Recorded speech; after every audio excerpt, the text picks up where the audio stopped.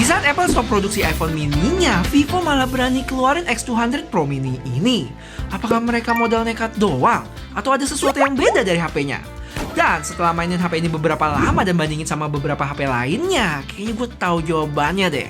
Yuk kita bahas. Tapi sebelumnya, biar modal gue beli HP ini gak sia-sia, boleh bantu like video ini ya. Thank you. Oh iya, bentar. Kok ada glare gini ya di kameranya? Dan mari kita awali dengan intip boxnya dulu sekejap ya. Yang ukurannya gue berasa sedikit lebih kecil dari X100 Pro kemarin. Selebihnya sama-sama aja.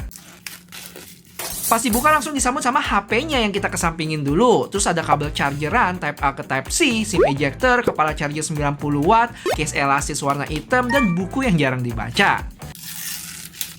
Pastinya langsung disambut sama Origin OS 5 berbasis Android 15 ya. Terus pas gua cek ada bahasa Indonesianya cuy, mantep. Oke, kayak biasa langsung aja kita pilih yang English.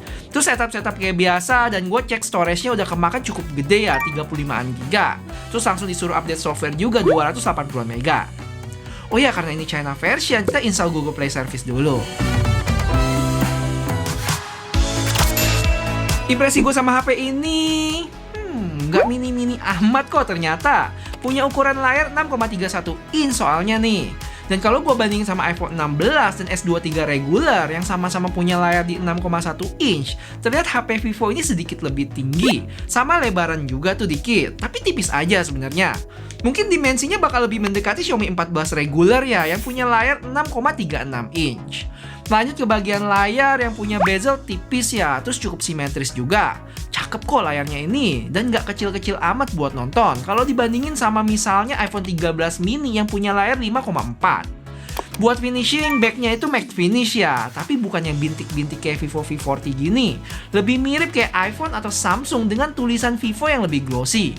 Terus dia punya kamera modul yang bulat gede di tengah, cukup tebal juga, dan lumayan buat jari kita nyender saat pakai HP-nya. Detail kecil di kamera modulnya juga patut diapresiasi sih. Dia ada garis-garis tipis ngelingker gitu yang nggak tahu nih kelihatan di kamera atau enggak. Terus di pertemuan kamera modul sama bodinya itu ada gerigi-gerigi tipis yang keren. Buat frame-nya sendiri dia cukup bersih ya, cuma ada di sebelah kanan volume dan power button. Terus di bawah ada speaker, mic, port Type-C, dan dual SIM slot card yang nggak bisa tambah memori. Sisanya di kiri sama atasnya kosong. Oh ya, HP ini ada infrared juga sebenarnya, tapi kalau nggak salah diumpetin di sekitar kamera modul belakang sini. Overall, HP ini HP boxy yang sisi-sisinya nggak terlalu tajam, masih enak buat digenggam. Sudut-sudutnya pun juga cukup melengkung ya, bisa diberdiriin juga dan punya tebal 8,15 mili dengan berat 187 gram. Gimana? Form factor HP ini cukup menggiurkan nggak sih? Kok gue cukup excited ya? Tapi gimana dengan spek, daya tahan baterai, dan performance gaming? Lanjut. Jadi HP ini punya ukuran 6,31 inch LTPO AMOLED yang punya refresh rate dynamic dari 1 sampai 120 Hz. Chipsetnya juga nggak main-main, termutakhir dari MediaTek saat ini pakai Dimensity 9400 dengan fabrikasi 3 nanometer buatan TSMC. Buat Antutunya sendiri dapat skor di 2,5 juta, yang mana Antutu tertinggi yang pernah gue coba sebelumnya di Xiaomi 14 Pro tuh. Pakai Snapdragon 8 Gen 3 di angka 2 juta kecil. Terus ini dia buat Geekbench dan 3D Max yang punya skor tinggi juga, tapi dengan stabilisasi yang kurang sih di 48%. Kecewa? Jangan dulu, sampai kalian lihat hasil tes gamingnya nanti. Menurut gue chipset ini sih sesuatu banget ya, dan merupakan penantang utama dari chipset Qualcomm Snapdragon 8 Elite yang sama-sama berfabrikasi 3 nanometer. Gue udah sempat bahas chipset ini langsung dari Hawaii kemarin ya. Buat yang kepo pengen tahu apa spesialnya bisa cek video gue yang ini.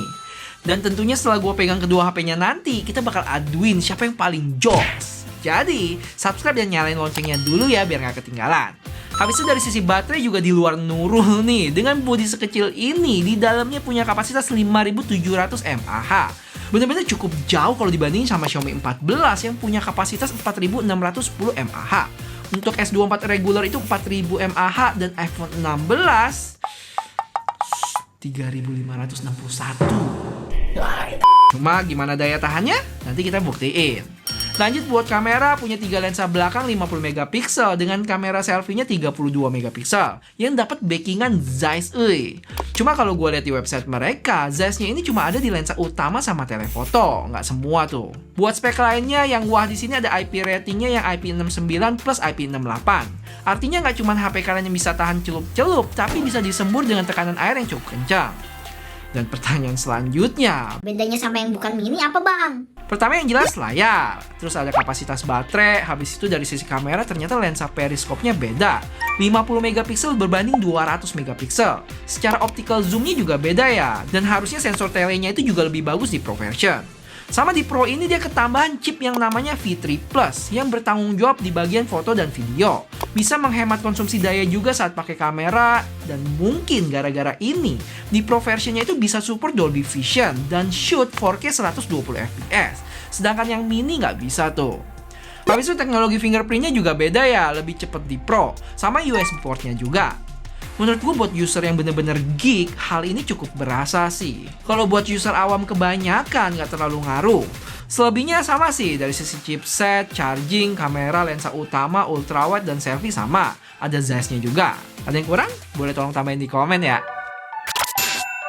Oke, jadi langsung aja kita ngomongin masalah glare di HP ini. Yang jujur, gue sempet parno sendiri ya pas nonton video YouTuber-YouTuber dari Cina sana yang pegang duluan. Tapi setelah gue coba dan pelajarin pola glare-nya, ternyata nggak semenakutkan itu kok. Yang pertama, glare-nya itu bakal cukup kelihatan saat posisi kita ada di sekitar 45 derajat ke samping ya dari sumber cahaya yang terang. Nggak cuma di kiri, tapi kanan juga. Sudut muncul glare-nya pun juga nggak terlalu gede sih, sekitar 20-30 derajat mungkin. Sudutnya ya dari kira-kira ya, dari sini sampai sini. Buat yang nggak tahu, intinya glare ini bisa kejadian karena ada lengkungan lensa, sehingga ada cahaya yang terpantul dan masuk ke gambar. Bakal lebih ketara saat sumber cahayanya terang banget kayak misalnya sinar matahari ini. Dan ini sebenarnya bisa diakalin dengan ngeblok sebagian cahaya yang masuk ya. Contohnya saat gue tutupin pakai tangan, bakal hilang tuh dia. Dan metode ini sama persis yang dilakuin sama kamera profesional kalau kalian pernah tahu yang namanya lens hood. Oh ya, ini cuman kejadian di lensa utama ya, pas pindah ke ultrawide hilang tuh glare-nya. Dan jangan salah, glare ini sebenarnya normal dan ada juga di HP lain, misalnya di iPhone 16 Pro Max gua. Cuman emang di Vivo ini lebih ketara. Dan sekarang pertanyaannya, kenapa Vivo lebih berasa? Untungnya, Vice President Vivo, si Koko Huang Tao ini udah jelasin secara publik di Weibo-nya ya dalam bahasa Cina. Di sana dia kasih tahu alasan kenapa X200 Pro ini lebih kelihatan. Ada 2 alasan. Yang pertama, Vivo ini pakai lensa utama dengan aperture yang koreksi kalau salah bisa dibilang paling gede di kamera HP, yaitu f1.57. Yang mana semakin gede aperture-nya, semakin banyak cahaya yang masuk. Artinya shoot low light bakal lebih baik. Cuma di sisi lain, kalau cahayanya semakin terang, glare-nya makin ke notice. Alasan kedua berhubungan sama coating Vivo ini. Buat detailnya jujur gue kurang paham ya. Intinya aja, coatingnya ini cukup efektif menghandle flare-flare tertentu. Tapi khusus glare ini malah kebalikan.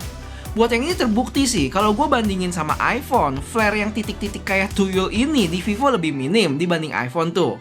Tapi untuk glare, Vivo lebih ketara. Dan kayak yang gue bilang sebelumnya, setelah cobain sendiri, parno gue gak segede sebelumnya ya. Karena saat gue ngevlog santai, pakai kamera utama sambil muter-muter, gak terlalu ketara sih. Malah kadang jadi keren sih, lebih sinematik. Tapi, ini kan waktu daylight ya. Gimana saat low light? Tenang, sesaat lagi kita bahas setelah gue share beberapa hal yang gue impress sama kamera HP ini, biar lebih berimbang. Pertama, telefotonya bisa gila sih gue pakainya. Bayangin kondisi semi backlight gini, posisi cukup jauh, tapi buat 10 kali zoomnya masih bisa hasilin gambar yang tajam banget. The best sih. Apalagi kalau kalian lihat pemrosesan gambar Vivo yang tadinya standar aja, terus tiba-tiba berubah jadi gini sih, mantep. Belum lagi kalau buat foto-foto objek orang, kayaknya nggak ada lawan sih si Vivo ini. Habis itu kalau gue bandingin dikit sama iPhone, untuk foto ada perbedaan warna ya, tapi itu balik lagi ke settingan kalian. Di Vivo ada color profile, sedangkan iPhone ada photographic style. Kalau buat video, satu yang gue notice, ternyata selfie di Vivo itu cukup mirip sama iPhone ya. Terutama buat dynamic range di langit dan gedung belakang, mirip nggak sih? Bedanya paling skin tone gue yang bisa dibilang iPhone lebih mendekati asli. Terus buat video kamera belakang yang cukup salut, konsistensi antar lensanya bagus banget. Secara warna bisa bilang nggak berubah, paling untuk lensa wide-nya lebih terangan dikit aja. Terus saat gue pakai kamera belakang buat ngevlog pun cukup surprise sama gambarnya yang tajam banget. Selebihnya ya layaknya HP Vivo berzeiss lainnya ya, yang tadi gue bilang ada color profile, vivid, tekstur, sama zeiss natural. Terus punya kemampuan pindah lensa depan belakang, mode portraitnya juga banyak focal length tuh, ada bokeh flares dan juga lain sebagainya.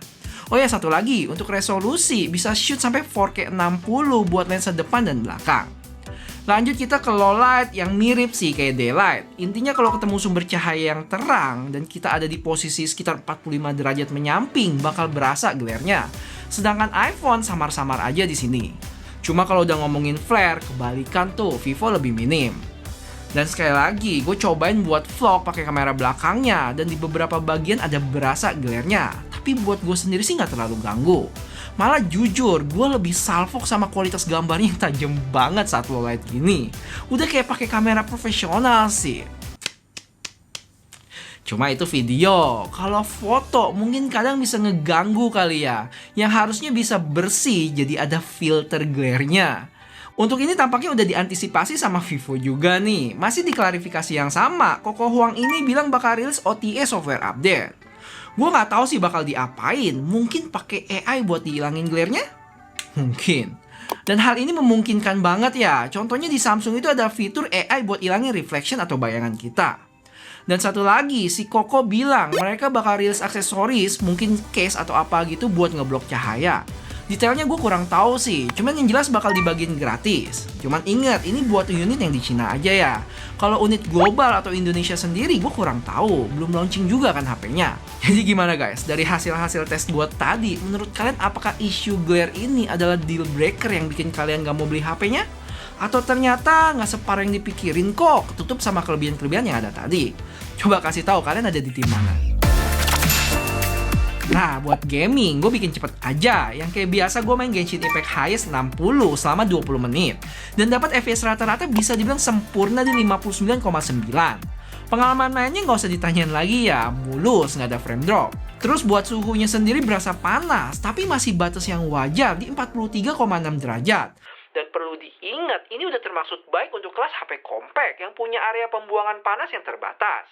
Habis itu selama 20 menit main tadi, baterainya berkurang cukup minim ya, di 8% aja. Dimana rata-rata HP yang gua tes itu berkurang 10-11%. Tapi bang, kapasitas baterainya kan lebih gede, 5700 mAh. Iya benar, mungkin secara efisiensi mAh mirip dengan rata-rata HP kebanyakan. Tapi pada akhirnya dalam penggunaan real yang kita lihat itu kan turun berapa persen, bukan turun berapa mAh. Jadi terlepas dari kapasitas baterai, buat gue ini tetap nilai plus. Apalagi secara ukuran HP-nya mirip dengan HP compact lainnya. HP ini punya 4 warna ya, ada hijau, pink, putih, sama hitam. Untuk harganya sendiri dijual mulai dari 10,1 juta sampai 12,7. Untuk varian paling tingginya 16 plus 1 tera. Dan ingat, ini harga resmi di Cina sana ya.